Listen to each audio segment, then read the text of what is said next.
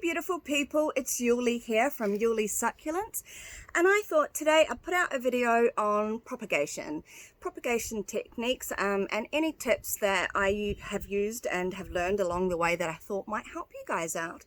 If you have any questions or advice that you'd like, either PM me or just hit me up in the comments. I'm really keen to help you guys get your succulents established, get them growing nice and healthy. I think all plant lovers are kind of the same way, where we get a lot of joy out of not only growing our own plants, but also through the giving and the advice and the watching your friends grow their succulents or their plants. So this is quite exciting for me. For the people that have hit me up in the past, thank you so much. I hope you appreciate my advice and hope you'd appreciate my response, because I'm usually pretty thorough. I really like helping people out, so I hope you guys enjoy this video. Yeah. So what I would usually do is go into my garden and take a look at some of my plants, see if there are any older looking leaves or any leaves that look like they may be getting in the way of a pup's growth. Any fallen leaves. You'll notice that my jelly beans have lots of fallen leaves. I usually just leave those right there because they will just prop on their own and become their own new plant. I have this beautiful Pacuvaria orpit. You'll notice that we've got just a little bit of leaf rot happening here due to all the excessive rain in Wellington at the moment. So what I'm going to do is I'm actually going to take that leaf.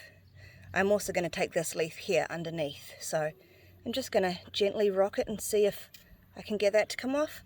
And look at that, it came off, and we've managed to take the whole entire leaf and leave nothing behind on the stem. So while I'm here, I'll just take this one down below, and this one's not quite as ready, but look, there we go again. We've managed to take it from the entire leaf, and I can't get a good shot of that black spot, but that's some rot happening. So we're going to take that, and now you can see there's obviously this unpleasant looking leaf down here, so we'll take that as well. I've also been asked about propping from a flower stem. Can you prop from a flower stem from a succulent? Of course you can. So what I'm going to do, so I'm just going to, whoops, should have used sharper scissors. Take the stem. I'm going to remove every one of these leaves. Actually, we may go set ourselves down somewhere where we can do this a bit more better. Okay, so now that we have our stem, our flower stem, what I'm going to do is I'm just going to come through and I'm going to pop each one of the leaves off. Leaves. Again, just giving it a bit of a wiggle to make sure that I'm not damaging the stem and that I'm actually taking all of the leaf off of the stem.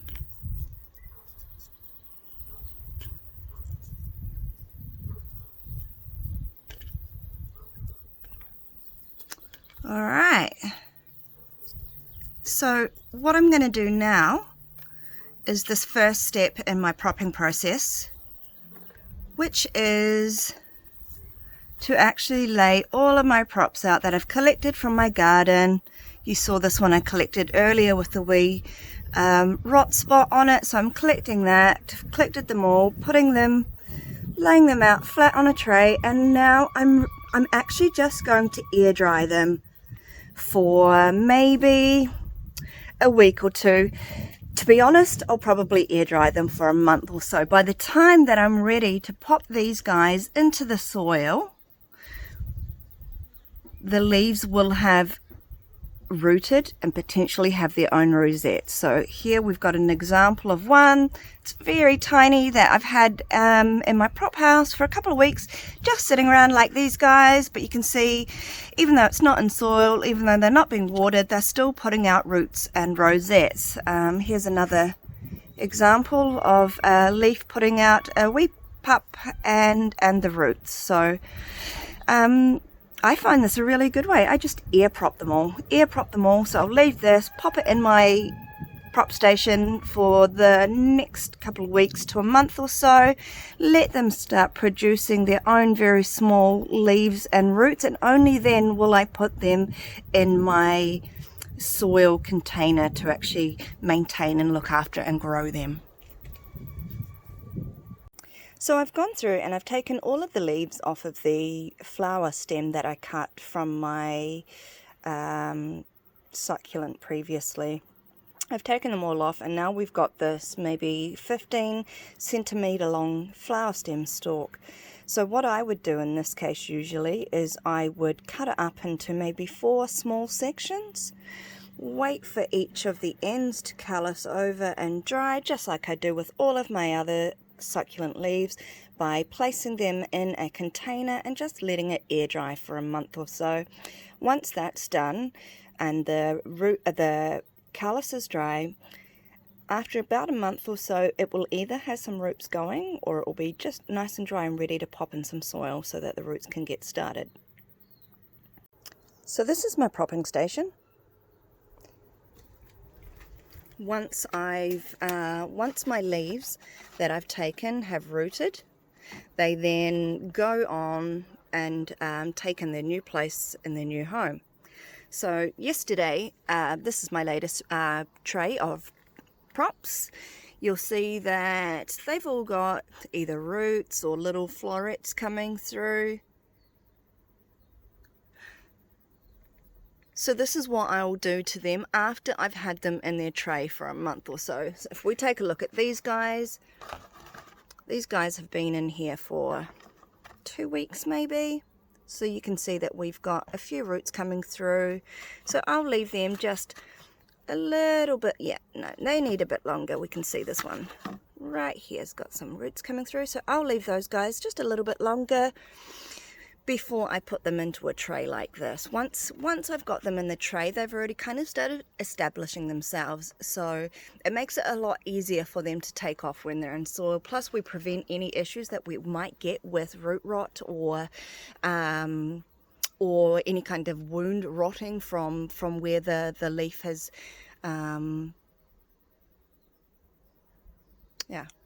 so we prevent any kind of rot by going about it this way. So this is my latest propulent. Propulent, that's a great word. So this is my latest succulent props. Here's one I've done a little bit earlier. As you can see, I'm really starting to get my succulents coming through.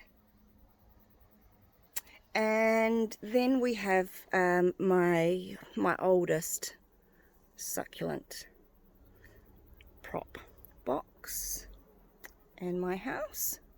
I also put any cuttings I've taken that I'm about to put into an arrangement, or into, again, if I want to put it in established roots, I'll just air dry them in here.